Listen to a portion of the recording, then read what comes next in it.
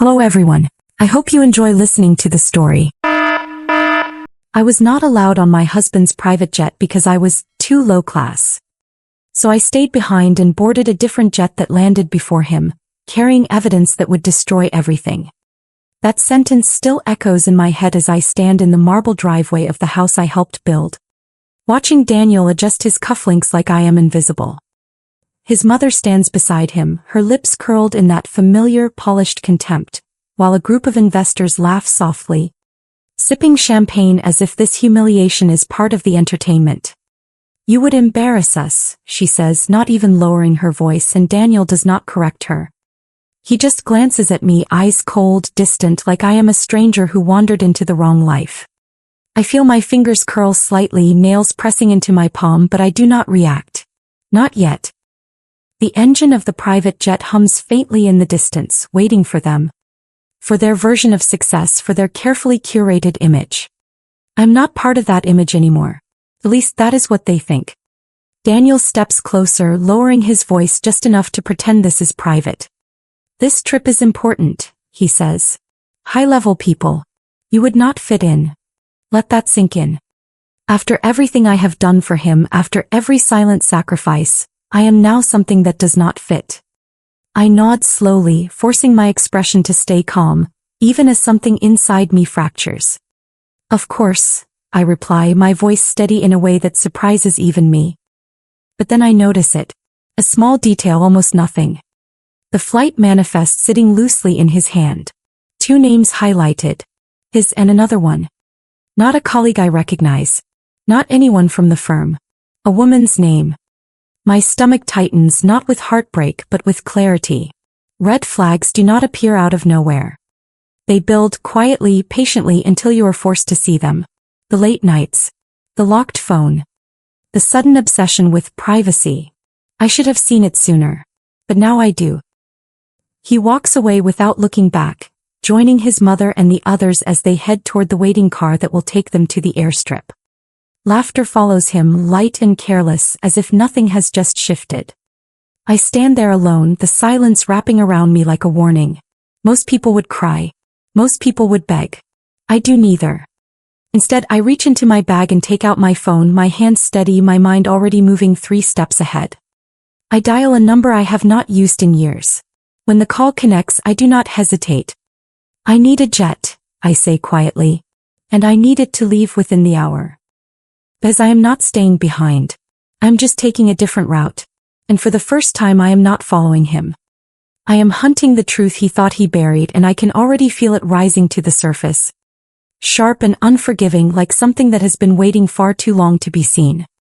The private jet I charter lands just before sunset. The runway glowing gold under a sky that looks too peaceful for what I am about to uncover. I step down slowly, heels clicking against the metal stairs. My reflection briefly flashing in the polished surface of the fuselage. I look composed. Calm. Untouchable. No one here knows who I am, and that is exactly how I want it. The resort stretches out ahead like a fantasy, glass walls, infinity pools, staff moving with rehearsed precision. This is the world Daniel said I did not belong to. I walk straight into it without hesitation. At the front desk, I give a different name. The receptionist smiles politely, completely unaware that I am here to dismantle a life, not enjoy a vacation. Within minutes, I have a room overlooking the ocean. Directly across from the private villas reserved for elite guests. I do not need to ask who is staying there. Already know. I drop my bag, do not even sit down, and head back out, my pulse steady, my mind sharp. Every step feels calculated, like I have crossed a line I can never uncross. But there is no fear left. Only focus. I spot him near the infinity pool. Daniel is laughing. Really laughing. The kind of laugh I have not heard in months. It cuts deeper than any insult. And then I see her. Younger. Effortless. Draped in a silk cover-up that probably costs more than most people make in a month. Her hand rests on his arm like it belongs there. Like I never did. I stop behind a column just out of sight, my breath slowing instead of speeding up. This is the moment most people would break. I do not. I watch. "You worry too much," she says, her voice light, teasing. "Your wife will never find out." Daniel smirks, shaking his head. She would not even understand what she is looking at. She is convenient. Nothing more. Convenient. The word lands like a blade, but I do not flinch. My hand tightens slightly around my phone as I lift it, angling the camera just enough. I capture everything. The touch. Phone. The tooth. This is not suspicion anymore. This is confirmation. Clean. Undeniable. But as I stand there recording the quiet destruction of my marriage, something unexpected happens. The pain does not grow. It fades. Replaced by something colder. Something far more dangerous. I follow them at a distance as they move toward one of the private lounges. They do not notice me. Why would they? In their world I do not exist. Inside, the lighting dims, conversations soften, and money flows through the air like oxygen. I take a seat at the bar, turning slightly so I can still see them reflected in the mirror behind the bottles. Their voices drop, but not enough. We finalize everything tomorrow, Daniel says, leaning closer to her. The investors are ready. Once the transfer clears, it is done. And the accounts? She asks. All offshore. Clean. No one can trace it back. My fingers freeze for half a second. Then I press record again. This is no longer just betrayal. This is something else entirely. Something bigger. My mind begins connecting pieces I did not even realize I had. The late night calls. The documents he refused to share. The sudden interest in international accounts. I always thought he was hiding something. I just did not know it was this. I finish my drink without tasting it and leave before they do, my thoughts already racing ahead. Back in my room, I sit at the desk and open my laptop, the screen lighting up my face in the dim room. I log into a system I have not touched in years, one Daniel never knew existed. Old credentials. Old access. Still valid. Within minutes I am inside. Files appear. Transactions. Shell companies. Numbers that do not add up unless you know exactly what you are looking for. And I do. Every transfer tells a story. Every hidden account leads somewhere darker. He did not just cheat on me. He used the life we built as a cover for something illegal. I copy everything. Every document. Every record. Every piece of evidence that could tie him to this. My hands move fast, precise, like I have been preparing for this moment without even realizing it. I back up the files twice, encrypt them, send one copy to a secure contact. If anything happens to me, this does not disappear. Neither does he. My phone buzzes suddenly, lighting up beside me. Daniel. I stare at his name for a moment before answering. Hey, I say, my voice soft, controlled. Everything okay? He asks almost casually. You sounded off earlier. I glance at the screen filled with his secrets. I am fine, I reply. Just tired. He exhales, relieved. Good. I will be back in a few days. We will talk then. We will, I say quietly. When the call ends, I set the phone down and lean back in my chair, staring at the ceiling. He has no idea. Not about me being here. Not about what I have seen. Not about what I have in my hands right now. He thinks he is ahead. He thinks he is untouchable.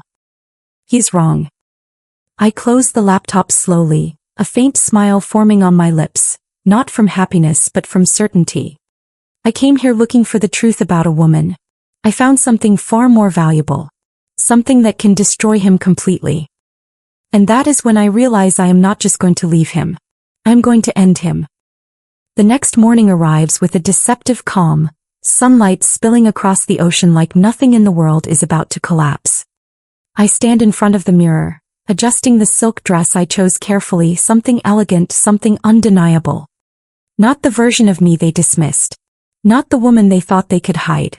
Today I do not blend in. Today I take control. I step out of my room with a steady breath, my phone, my evidence, and a plan that has already locked into place. The investor meeting is scheduled for noon, in the grand conference hall overlooking the water, where million-dollar deals are signed over polished smiles and quiet arrogance. I arrive early. From the outside, the room looks like power. Glass walls, long marble tables, screens already glowing with presentations prepared to impress. Inside, staff move quickly, setting up, checking details, making sure everything runs perfectly. I walk past them without hesitation, carrying myself with a confidence that makes people assume I belong. No one stops me. No one questions me. That is the thing about power. If you look like you have it, people step aside. I take a seat at the far end of the room, just outside the main circle, watching as the investors begin to arrive. Expensive suits. Controlled expressions. Calculated interest. They greet each other like allies, but I can see it clearly now. This is a room full of people waiting to take advantage of the next opportunity. Daniel thinks he is leading them. He has no idea he is about to become the example. My phone rests in my hand as I send one final message. A single line to the contact who now holds everything I uncovered. Timing matters. Precision matters. Be ready, I type, then lock the screen. When Daniel walks in, he does not see me at first. He is too busy performing. His posture shifts instantly, shoulders back, voice confident, smile polished. The woman from the pool walks in beside him, dressed like she already belongs to his future. She takes a seat close to him, not hiding anything now. Why would they? In their minds, they already won. I watch him greet the investors, shaking hands, making promises, building the illusion that he is in control of everything in this room. I should feel anger. I should feel something raw and overwhelming. Instead, I feel calm, focused. The presentation begins. Charts appear on the screen. Growth projections. Expansion plans. Numbers that look clean on the surface but now feel hollow to me. I know what is behind them. I know where the money really goes. Daniel speaks with authority, his voice steady, explaining how this deal will change everything, how it will elevate everyone involved. The investors nod, some leaning forward, already calculating profit. And that is when I stand up. The sound of my chair sliding back cuts through the room, sharp and unexpected. Heads turn. Conversations pause. Daniel's voice falters for just a second before he looks in my direction, confusion flashing across his face. For a brief moment he does not recognize me. And then he does. "What are you doing here?" he asks, the confidence in his voice cracking just slightly. I do not answer immediately. I walk forward instead, each step deliberate, measured, until I am standing at the center of the room where he thought he owned the space. The woman beside him stiffens, her eyes narrowing, trying to place me, trying to understand why I am not backing down. "You said I did not belong here," I say calmly, my voice carrying through the silence. "I just wanted to see what this level looks like." A few of the investors exchange glances, sensing something is off. Daniel forces a tight smile. "This is not the time," he says under his breath. "We will talk later." "No," I reply just as quietly. "We will not." I reach into my bag and pull out a small device, connecting it to the main screen before anyone can stop me. For a split second nothing happens. Then the presentation disappears. The first image appears. It is him, by the pool, laughing, her hand on his arm. The room goes still. Someone shifts in their seat. Another investor leans forward, eyes narrowing. Daniel steps toward the screen, his face draining of color. "Turn that off," he says, his voice low, controlled, but there is panic underneath it now. I do not move. The video continues. His voice fills the room. Clear. Undeniable. "My wife is convenient. Nothing more." A murmur spreads across the table. The woman beside him pulls her hand away like she has been burned. Daniel turns toward me, anger rising, but it is too late. I tap my phone again. The next set of files appears. Transactions. Offshore accounts. Shell companies. Numbers that do not lie. The room shifts completely. This is no longer gossip. This is risk. Real risk. One of the investors stands abruptly. "What is this?" he demands. Daniel shakes his head quickly. "This is taken out of context," he says, his voice louder now, desperate to regain control. "You do not understand the structure." "I understand it perfectly," I cut in, my tone steady, almost calm. "You moved funds through unregistered accounts. You hid them offshore. You plan to finalize the transfer today." Silence. Heavy. Crushing. And then the doors open. Two officials step inside, followed by security. The shift is immediate. Final. Daniel freezes, his entire body going rigid as reality catches up with him. The investors pull back, distancing themselves instinctively like he is something toxic. "You need to come with us," one of the officials says. Daniel turns to me, his eyes wide now, no arrogance left, no control, just shock. "What did you do?" he asks, his voice breaking. I meet his gaze without hesitation. "You said I was not your level," I tell him quietly. "You were right." I step back as they move toward him, as everything he built begins to unravel in real time. In front of the only audience that ever mattered to him. And that is the moment he realizes he has just lost everything.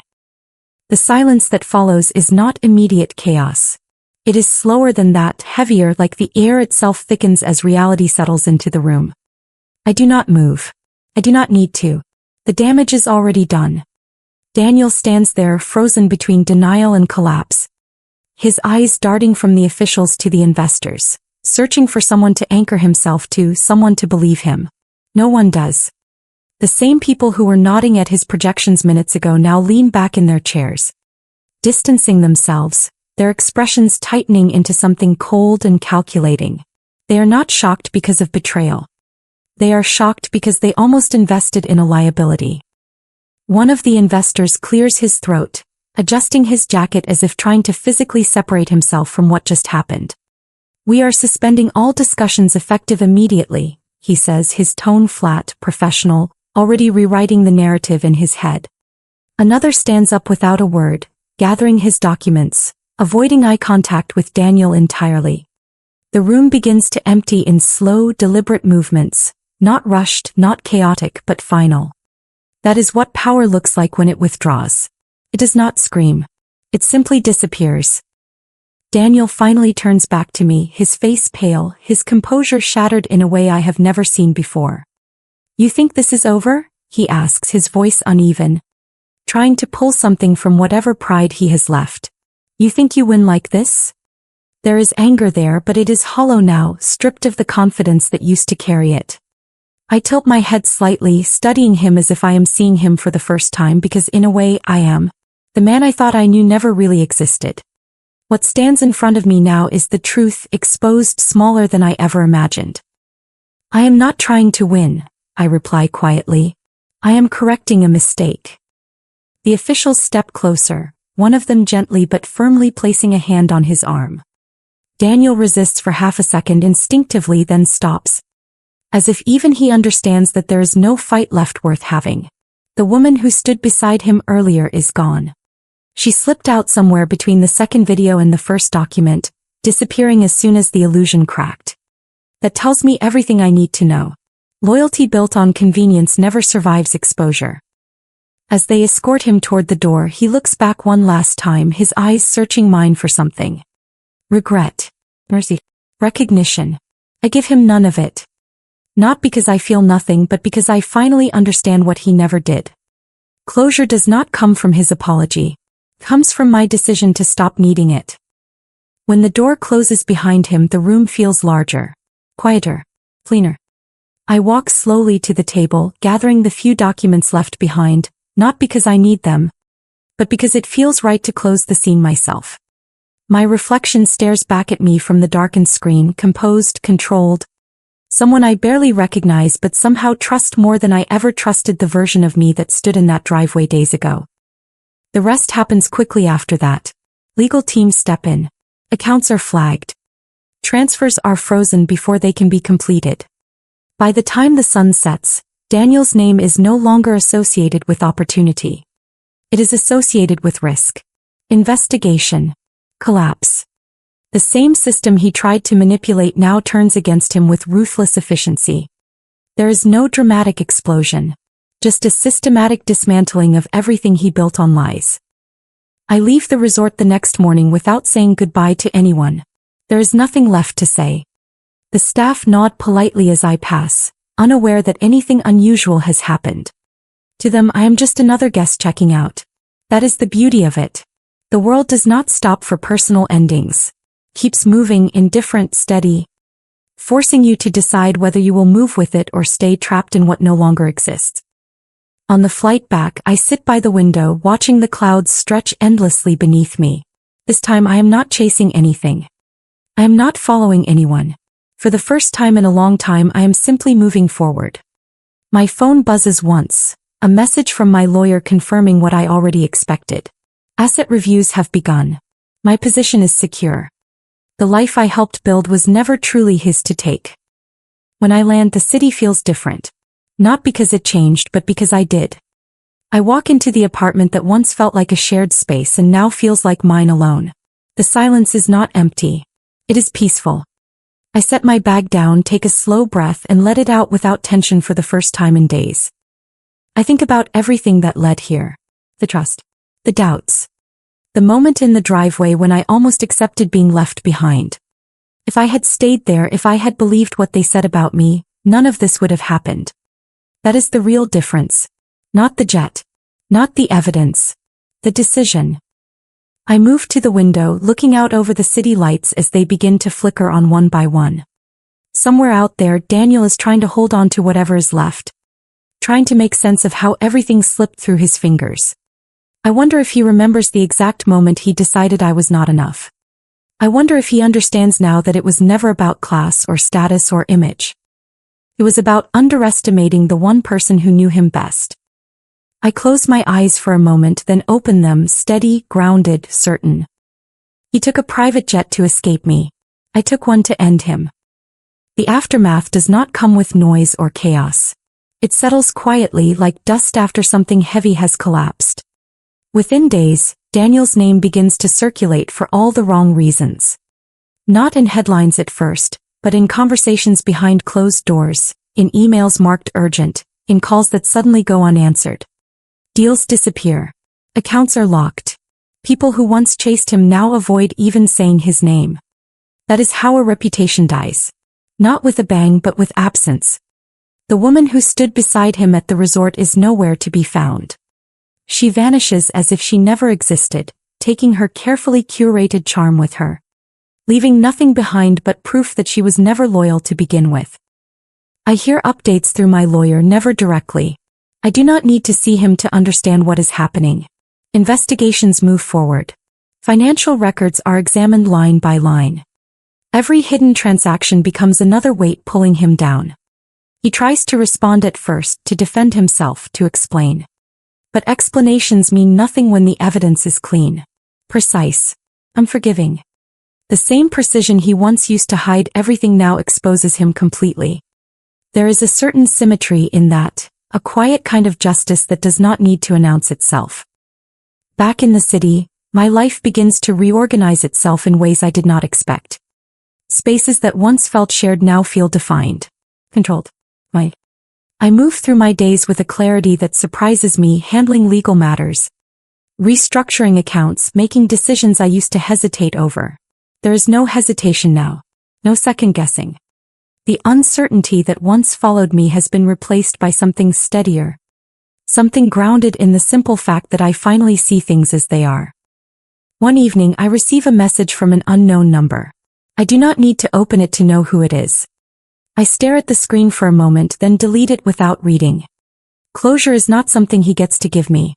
It is something I already took for myself the moment I stepped into that room and chose not to look away. That is the difference between who I was and who I am now. I do not wait for permission to move on. Sometimes I think back to that moment in the driveway, the way they looked at me. The way they decided what I was worth based on their version of the world. It almost feels distant now, like something that happened to someone else. But I remember one thing clearly. The choice. The second where I could have stayed exactly where they placed me, accepted their judgment. Believed their version of me. Instead I stepped forward. That single decision changed everything that came after. I stand by the window again, looking out over the city as the lights stretch endlessly into the distance. The world has not changed. People still measure worth in the same shallow ways. Power still hides behind appearances. But I am no longer part of that illusion. I see it clearly now. And once you see it, you cannot unsee it. So let me ask you something. If someone looked at you and decided you were not enough, not good enough to stand beside them, not worthy of the life you helped build, would you walk away quietly? Or would you make sure they never forgot exactly who they underestimated? In the end, I learned something most people only realize too late. Betrayal rarely starts big. It begins with small lies, quiet disrespect, and moments we choose to ignore because we trust the wrong person. Integrity is not about what people say in public. It is about what they do when they think no one is watching. And if someone can lie easily, they can destroy everything just as easily. The real lesson is simple. Never ignore red flags and never let anyone define your worth. If this story made you feel something, stay with me. Subscribe so you do not miss the next story. Like this video if you believe karma always finds its way back. And tell me in the comments, what would you have done in my place?